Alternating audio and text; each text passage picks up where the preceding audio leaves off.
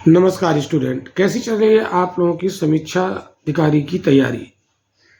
Student, mission समीक्षा अधिकारी के तहत हमने यहाँ पर मॉडर्न हिस्ट्री शुरू की है और इसमें हम आपको गवर्नर जनरल की सीरीज पढ़ा रहे हैं। तो गवर्नर जनरल देखिए बहुत इंपॉर्टेंट है और इससे क्वेश्चन पक्का आएगा। और गवर्नर जनरल के साथ साथ हम इतिहास की और भी घटनाएं यहाँ पर कवर कर रहे हैं। गवर्नर जनरल की सीरीज खत्म होने के बाद हम आपको इतिहास की जो नेशनल मूवमेंट वाला पोर्शन है वो हम शुरू करेंगे। तो स्टूडेंट 10 से 15 मिनट का मेरा क्लास रहता है। यदि आप इसको देखते हैं तो मेरा ये प्रॉमिस है कि आपका समीक्षा अधिकारी और पीसीएस के कोई क्वेश्चन इससे बाहर नहीं जाएंगे। तो आज हम लोग बात करेंगे लॉर्ड डलहौजी की। देखिए स्टूडेंट, सारे गवर्नर जनरल आपको नहीं पढ़ने, मैं बार बार कहता हूँ। इसमें कुछ जो गवर्नर जनरल है जिनकी कुछ विशेष नीतियाँ हैं, क्वेश्चन वहीं से पूछे जाते हैं, हर जगह से नहीं पूछे जाते हैं। तो इससे लॉर्ड डलहौजी है, ये बहुत इंपॉर्टेंट है। तो 1848 से 56 पहली बात तो इनका कार्यकाल आपको याद करना है। इनका एक नाम था जेम्स एंड्रूज ब्राउन रैमजे, ये भी नाम था। ये पूछा जाता है कि किस गवर्नर जनरल को जेम्स एंड्रूज ब्राउन रैमजे के नाम से जाना जाता है। ठीक है, ये एक साम्राज्यवादी गवर्नर जनरल थे। साम्राज्यवादी का मतलब होता है ये अंग्रेजी साम्राज्य का विस्तार कर रहे थे, मतलब ये भारत आकर किसी तरीके से अंग्रेजी साम्राज्य का विस्तार कर रहे हैं। तो इन्होंने विस्तार की दो नीतियां अपनाई। एक तो भारतीय राज्यों पर इन्होंने आक्रमण किया और उसको जीतकर अब अंग्रेजी साम्राज्य में मिला लिया। इसको कहते हैं विजय के द्वारा विलय करना, है ना। और दूसरा तरीका है इनका शांतिपूर्ण विलय, जिसमें इनकी आती है हड़प नीति, व्यक्तिगत का सिद्धांत यानी डॉक्ट्रिन ऑफ लैप्स। दोनों बहुत इंपॉर्टेंट है, आइए देखते हैं। तो सबसे पहले हम लोग देखते हैं कि विजय के द्वारा इन्होंने विलय कैसे किया। तो देखिए स्टूडेंट्स, आप याद रखिएगा लॉर्ड डलहौजी ने विलय के द्वारा किसको किसको मिलाया। तो देखिए याद रखिए, पहला इन्होंने एक तो पंजाब को मिलाया, ठीक है, एक ये आप याद रखिएगा। दूसरा लोअर बर्मा और पीगू को मिलाया, है ना। और तीसरा इन्होंने सिक्किम को मिलाया। सिक्किम वाला क्वेश्चन पीसीएस में पूछा गया, पंजाब वाला बहुत बार पूछा गया। पंजाब वाला तो ज्यादातर लोग जानते हैं बट सिक्किम वाला लोग नहीं जानते हैं, ठीक है। तो ये यहाँ पर ध्यान रखिएगा। तो देखते हैं पंजाब में जो दूसरा युद्ध हुआ था अंग्रेजों और सिखों के बीच में, वो युद्ध लॉर्ड डलहौजी के काल में ही हुआ था, ठीक है। वैसे दो युद्ध हुए पंजाब के, तो ये हमने आंग्ल और पंजाब जो युद्ध है वो हम पढ़ा चुके हैं। हमारा यूट्यूब पर ऑलरेडी वीडियो अपलोडेड है। अगर आपको डिटेल में देखना है पंजाब का उद्भव कैसे हुआ और पंजाब को अंग्रेजों ने कैसे जीता। दो एंग्लो सिख वार हुए, पहले एंग्लो सिख वार में कौन था गवर्नर जनरल, दूसरे में कौन था, ये सब डिटेल में पढ़ाया हुआ है। ये समीक्षा अधिकारी की RO की जो प्लेलिस्ट है उसमें वो आपको लेक्चर मिल जाएगा। तो देखिए सेकेंड एंग्लो सिख वार हुआ और 1849 में पंजाब को मिला लिया गया, ठीक है। तो किसने मिलाया पंजाब को अंग्रेजी साम्राज्य में? लॉर्ड डलहौजी ने, है ना, विजय के द्वारा। तो इवेंजवेल नाम का एक अंग्रेज था, इसने इसे संगीन विश्वासघात कहा। क्या कहा? पंजाब का विलय एक संगीन विश्वासघात था। किसने कहा? इवेंजवेल ने, ठीक है। फिर बात करते हैं लोअर बर्मा अथवा पीगू का विलय, ये 1852 हुआ। बस आप इतना ही याद रख सकते हो, इसके अलावा ज़्यादा याद नहीं रखना है। हालांकि जो सेकेंड बर्मा युद्ध हुआ था उसी में 1852 में इसको मिलाया गया, ठीक है। ये एक यंदाबू की संधि होती है, आप याद कर लीजिएगा, 1826 में होती है। कभी कभी पूछ लेता, अलग से लिख दिया हमने। सिक्किम का भी विलय इसने किया था और ये क्वेश्चन पीसीएस में पूछा गया है। तो इसने एक आरोप लगाया था कि सिक्किम के राजा ने दो अंग्रेज डॉक्टरों के साथ दुर्व्यवहार किया है और फिर इसने 1850 में उस पर आक्रमण कर दिया और उसके कुछ दूरवर्ती प्रदेश जैसे दार्जिलिंग वगैरह उसको भारत में मिला लिया। पूरा का पूरा सिक्किम तो नहीं मिलाया था, उसके कुछ प्रदेश मिलाए थे। तो ये क्वेश्चन पूछा गया है कि किसने मिलाया, ध्यान रखिएगा इस चीज को। अब हम लोग आते हैं इसके साम्राज्य विस्तार की दूसरी नीति, जिसको कहते हैं शांतिपूर्ण विलय, जिसको हम बोलते हैं हड़प नीति, डॉक्ट्रिन ऑफ लैप्स या व्यक्तिगत का सिद्धांत। तो इसने क्या किया, इसमें 3 रियासतें बताई, 3 रियासतों की कैटेगरी बनाई। इसने कहा कि वो रियासतें जो कभी किसी के अधीन नहीं रही और ना ही किसी को टैक्स देती थी, ठीक है। और दूसरी कहते वो रियासतें जो मुगल सम्राट या पेशवा के अधीन थी उन्हें कर देती थी, परंतु अब हम भारत में आ गए तो अब वो अंग्रेजों के अधीनस्थ हो गई, अंग्रेजों को टैक्स देती हैं। फिर ऐसी रियासतें कहते जो अंग्रेजों ने स्थापित की, यानी जिनको पुनर्जीवित किया।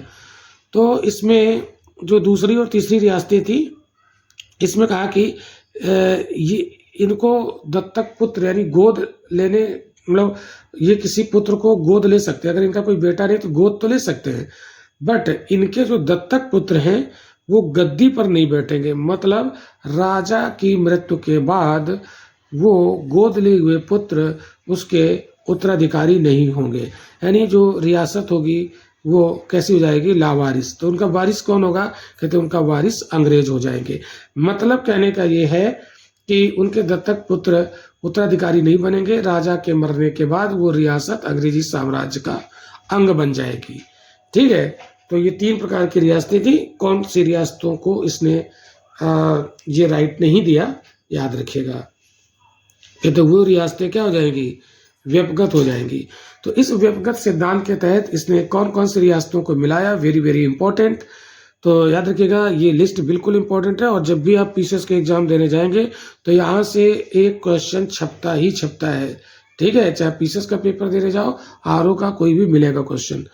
ठीक है, तो सबसे पहले इन्होंने सतारा को मिलाया, फिर जैतपुर को मिलाया, जैतपुर संबलपुर एक साथ, बघाट, उदयपुर, झांसी और नागपुर।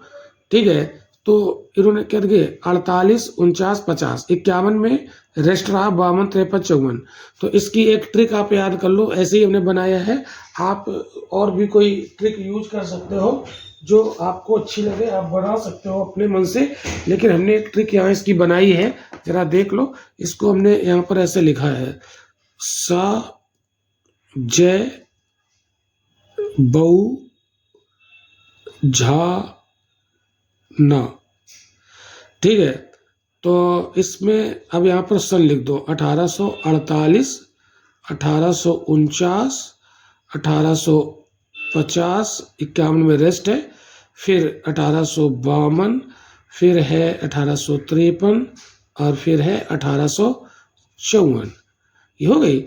अब 7 से 17 जय से जैतपुर और संबलपुर दोनों एक साथ हैं, और बा से बघाट, ऊ से उदयपुर, झा से झांसी, ना से नागपुर। तो सजय बहु झाना ऐसे याद कर लो, सजय बहु झाना। मतलब सजय मतलब नहीं कहते सजना संवरना, बहु मतलब बहू। ठीक है, यानी सजय बहु और झाना, है ना, ऐसे याद कर लो, सजय बहु झाना। 48, 49, 50, 51 गैपिंग करो, 52, 53, 54, बस याद हो गए। इतना याद कर लो, ये क्वेश्चन पक्का।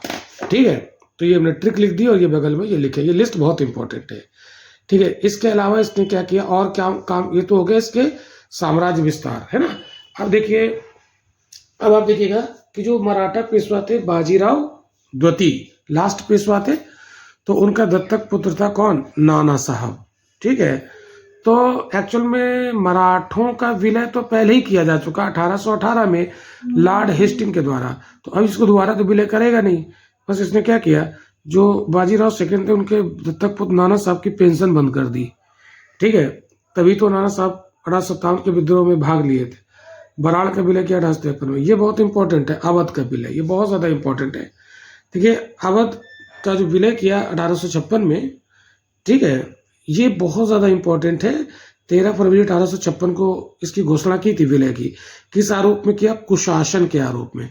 अब देखिए, अवध को हड़प नीति के तहत क्यों नहीं मिलाया। हड़प नीति के तहत उन्हीं को मिलाता था जिनका कोई उत्तराधिकारी नहीं होता था, लेकिन अवध में उत्तराधिकारी था ना।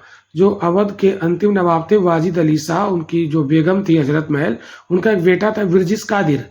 तो चूंकि उत्तराधिकारी मौजूद था इसलिए वो नहीं मिला सकता था, तो इसलिए इसने दूसरे आधार पर मिलाया, जिसको कहते हैं कुशासन के आधार पर। तो ये क्वेश्चन आईएएस में भी पूछा गया कि अवध को किस आधार पर 1856 में मिलाया गया। तो लॉर्ड डलहौजी ने मिलाया किस आधार पर, कुशासन के आरोप में। तो देखिए मामला क्या था, जरा थोड़ा सा देख, इतना क्वेश्चन आप याद कर लेना।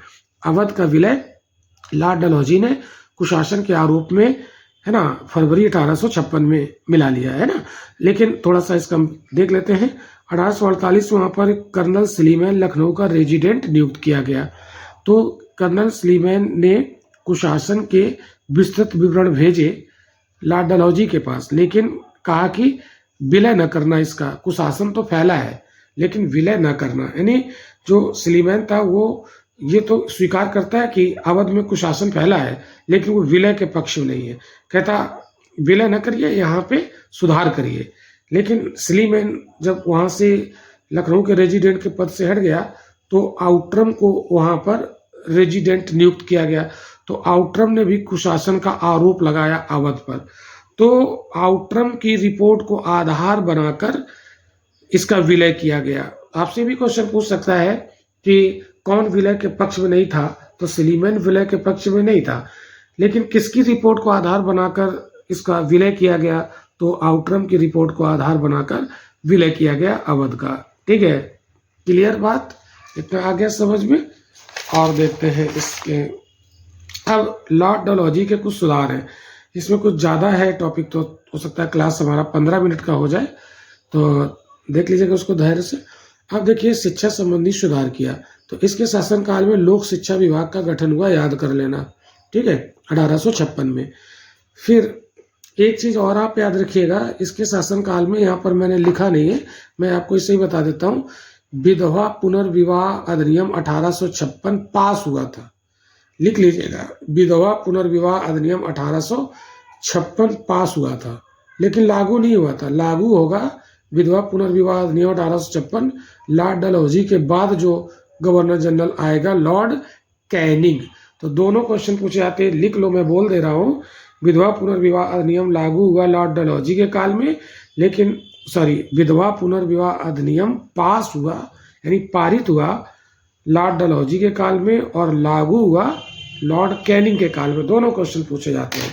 चलिए, अब आते हैं शिक्षा संबंधी सुधार। तो इसके शासनकाल की सबसे महत्वपूर्ण घटना है चार्ल्स वुड का डिस्पैच, जो कि जुलाई 1854 में ये आया था, और इसको भारतीय शिक्षा का मैग्ना कार्टा कहा जाता है। यानी शिक्षा के जगत में बहुत ज़्यादा यहाँ पर प्रयास किए गए, तो बहुत ज़्यादा राइट मिले, अधिकार मिले, इसलिए इसकी तुलना मैग्ना कार्टा से कर दी जाती है। फिर सर चार्ल्स वुड, ये कौन थे? ये बोर्ड ऑफ कंट्रोल के हेड थे। अब इस चार्ल्स वुड डिस्पैच में प्राइमरी से लेकर विश्वविद्यालय, दोनों बातें याद रखना, यानी प्राइमरी से लेकर विश्वविद्यालय स्तर की शिक्षा के लिए योजना बनाएगी। मतलब शुरुआत से लेकर हायर एजुकेशन तक की बात यहाँ पर कही गई। ठीक है, जिलों में एंग्लो वर्नाकुलर स्कूल खोलने की बात कही गई। और जो अंग्रेजों की 3 प्रेसिडेंसी थी, ठीक है, कौन कौन सी? कलकत्ता, मद्रास और बॉम्बे। तो उसमें लंदन विश्वविद्यालय के आदर्श पर परीक्षा लेने वाले विश्वविद्यालय कलकत्ता, मद्रास और बॉम्बे में स्थापित करने की बात कही गई। लेकिन जब ये स्थापित नहीं होंगे, ये स्थापित होंगे लॉर्ड कैनिंग के काल में। ध्यान रखना, इंपॉर्टेंट क्वेश्चन है। तीनों प्रेसिडेंसी में जो लंदन विश्वविद्यालय के आदर्श पर जो यूनिवर्सिटी स्थापित करनी थी, वो परीक्षा लेने के लिए थी। और ये कहाँ कहाँ पर स्थापित होनी थी? तीनों प्रेसिडेंसी नगरों में। और ये प्रस्ताव तो आया लॉर्ड डलहौजी के काल में, बट स्थापित हुई लॉर्ड कैनिंग के काल में। एक चीज़ और याद रखना, ये मैंने अलग से लिखा है, जो चार्ल्स वुड डिस्पैच था, इसमें महिला शिक्षा पर ध्यान देने की बात कही गई। मतलब ये पहला प्रयास है जहाँ पर महिलाओं की शिक्षा की बात कही गई। वेरी वेरी इंपॉर्टेंट, ध्यान रखना। फिर इसी के शासनकाल में एक 1853 का चार्टर एक्ट पास हुआ, और इस 1853 के चार्टर एक्ट में प्रतियोगी परीक्षाओं के माध्यम से नियुक्तियों की बात कही गई। और पहली बार 1855 में प्रतियोगी परीक्षा हुई, यानी सिविल सर्विसेज के लिए परीक्षा कराई गई। याद रखना, ये अलग से हमने यहाँ पर बॉक्स में लिखा है, बहुत इंपॉर्टेंट है। अब हम लोग बात करते हैं रेलवे में क्या क्या काम हुआ। आप जानते हैं रेलवे विभाग में, तो सबसे पहले 1853 में रेल चली, इसी के काल में बम्बई से थाना, वेल नोन क्वेश्चन है। इसके बाद दूसरी रेल चली रानीगंज कोयला क्षेत्र में, ये इंपॉर्टेंट है, ध्यान रखना। ठीक है, एडविन आर्नल्ड ने रेलवे के बारे में एक टिप्पणी की है। उसने जानते हो क्या कहा है? एडविन आर्नल्ड, नाम याद रख लेना। रेलवे भारत में वह कार्य करने में समर्थ होगी जो बड़े बड़े वंशों ने नहीं किया। यह भारत को एक राष्ट्र बना देगी। याद रखना, ऐसे पूछ देगा कि किसने कहा रेलवे भारत को एक राष्ट्र बना देगी, तो वो एडविन आर्नल्ड ने कहा, या पूरा का पूरा स्टेटमेंट ऐसे ही पूछ लेगा। इसके बाद विद्युत तार के क्षेत्र में काम क्या किया? तो विद्युत तार का प्रारंभकर्ता इसको कहा जाता है। और 1852 में ओ सैंगनेसी, नाम याद रखना, ओ सैंगनेसी को विद्युत तार विभाग का अधीक्षक नियुक्त किया। इंपॉर्टेंट है। देश में पहली बार डाक टिकटों का प्रचलन हुआ, ये बहुत इंपॉर्टेंट है, आप लोग जानते भी होंगे। अब देखिए, सार्वजनिक निर्माण विभाग पहली बार बनाया गया इसके शासनकाल में। सिंचाई कार्य की विस्तृत योजना बनाई गई। गंग नहर का कार्य प्रारंभ हुआ। 1854 में इस गंग नहर को खोल दिया गया। जीटी रोड के निर्माण का कार्य भी आरंभ किया गया।